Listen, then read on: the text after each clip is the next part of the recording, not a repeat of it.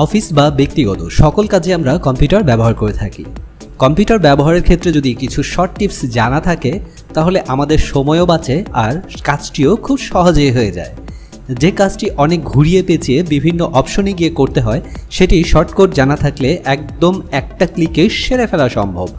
আজ এমন 5টি শর্ট এবং গুরুত্বপূর্ণ টিপস আপনাদের শিখিয়ে দেব যা আপনার কম্পিউটার চালানোর অভিজ্ঞতাকেই পাল্টে দেবে। আপনারা দেখছেন টেকমাই টিউব। শুরু করার আগে সবার কাছে অনুরোধ রইল চ্যানেলটিকে সাবস্ক্রাইব করার। চলুন শুরু করা যাক। আপনি যখন ফেসবুক মেসেঞ্জার বা এমন কোনো সোশ্যাল চ্যাটিং সার্ভিসগুলোতে চ্যাট করেন, সেখানে যদি ইমোজি ব্যবহার করতে চান তাহলে খুব সহজেই অপশন পেয়ে যান, কারণ সে অ্যাপসে তা বিল্ট ইন দেওয়াই থাকে। কিন্তু আপনি যখন মাইক্রোসফট ওয়ার্ড বা এই ধরনের কোনো কিছুতে প্রেজেন্টেশনের ক্ষেত্রে ইমোজি ব্যবহার করতে চান তখন বিষয়টি একটু কঠিন হয়ে দাঁড়ায়। এখন আপনাদেরকে দেখিয়ে দেব কম্পিউটারের শর্ট কি চেপে কিভাবে ইমোজি আনতে হয়। জাস্ট আপনি আপনার কম্পিউটারে যাবেন, কম্পিউটারের উইন্ডোজ বাটন প্লাস ডট এই বাটনটি চাপ দিবেন। চাপ দিলেই কিন্তু এই ইমোজিটা চলে আসবে। আপনারা দেখতে পাচ্ছেন খুব সুন্দরভাবে। আমি আবার আপনাদেরকে দেখাচ্ছি, দেখুন। জাস্ট আপনি উইন্ডোজ বাটন এবং প্লাস ডট এই দুটো চাপলেই ইমোজির যে চ্যাট সেটা কিন্তু চলে আসে, ইমোজির একটা চলে আসে। এখান থেকে আপনি খুব সহজে ইমোজি ব্যবহার করতে পারবেন। আশা করি এই টিপসটি আপনাদের অনেক ভালো লাগলো। এবার চলে যাব দ্বিতীয় টিপসে। আমরা সাধারণত টাস্ক ম্যানেজার অপশনে যাই কিভাবে? জাস্ট উইন্ডোজ বাটনে এখানে ক্লিক করে এখান থেকে সার্চ করি TASK। এটা যখন আসে, টাস্ক ম্যানেজার যখন আসে তখন আমরা এখানে ডাবল ক্লিক করি। ডাবল ক্লিক করার পরে এখানে তখন টাস্ক ম্যানেজারের যদি কোনো কাজ থাকে সেই কাজটা আমরা এখান থেকে সেরে ফেলি। কিন্তু আমি এখন আপনাদের একটা শর্টকাট কি দেখাবো যেটাতে খুব সহজে আপনি টাস্ক ম্যানেজারে ঢুকতে পারেন।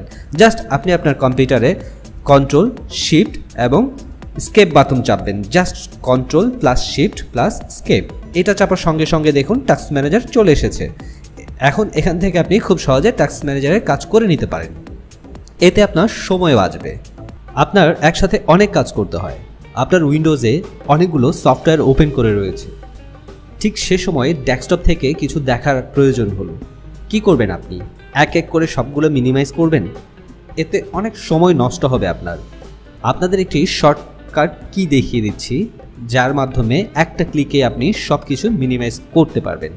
আবার সেই কিটা চেপে আপনি আবার সেই পূর্বের অবস্থানে ফিরেও আসতে পারবেন। আপনাদের কি করতে হবে দেখুন আমার ডেস্কটপের দিকে। আমার ডেস্কটপে দেখতে পাচ্ছেন অনেকগুলো সফটওয়্যার কিন্তু এখন অন রয়েছে, দেখতে পাচ্ছেন। তো এখান থেকে আসলে আমার এখন দরকার এই সবগুলো একসাথে মিনিমাইজ করা। আমি যদি এভাবে একটা একটা করে মিনিমাইজ করতে যাই, দেখতে পাচ্ছেন অনেকগুলো আমাকে এভাবে মিনিমাইজ করতে হলো। তো তার মানে আমার অনেক সময় নষ্ট হচ্ছে। এখন আমি কি করব, এই সবগুলো যখন একই সাথে ওপেন রয়েছে, এখন আমার যদি ডেস্কটপে যেতে হয় জাস্ট আমি কি করব, উইন্ডোজ ডি চাপবো। উইন্ডোজ বাটন, উইন্ডোজ কি প্লাস ডি। দেখুন একটা ক্লিকে কিন্তু আমার সব কিছু মিনিমাইজ হয়ে আমি আমার ডেস্কটপে ফিরে এসেছি।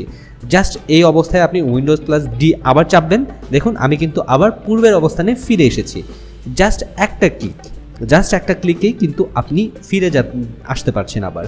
এরপর চলে যাব চতুর্থ নাম্বার টিপসে। সাধারণভাবে আমরা রিনেম করতে কি করি, ফাইলে যাই। ফাইলে গিয়ে মাউসের ডান পাশে বাটনে ক্লিক করি।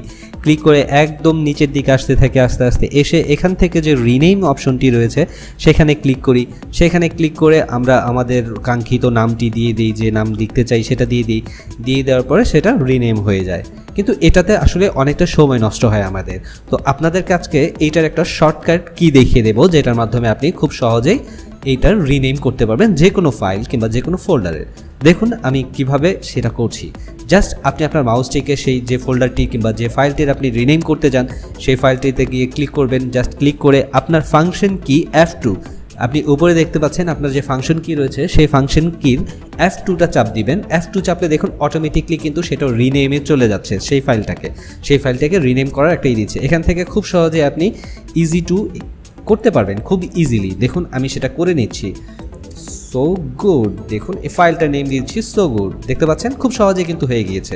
এটার জন্য কি করতে হবে আপনাকে, জাস্ট আপনি মাউসটাকে এই ফোল্ডারটিতে ক্লিক করবেন। ক্লিক করে জাস্ট F2 যে ফাংশন 2 যেটা রয়েছে সেটাতে আপনি ক্লিক করবেন। ক্লিক করে দিলেই সেটা রিনেম চলে যাবে।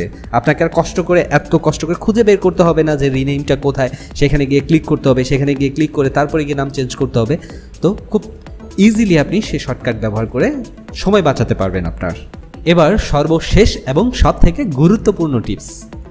ধরুন আপনার কম্পিউটারে একটি ফাইল রয়েছে, যে ফাইলটি আসলে খুবই গুরুত্বপূর্ণ, যে ফাইলটি অন্যের হাতে গেলে আপনার ক্ষতি হতে পারে।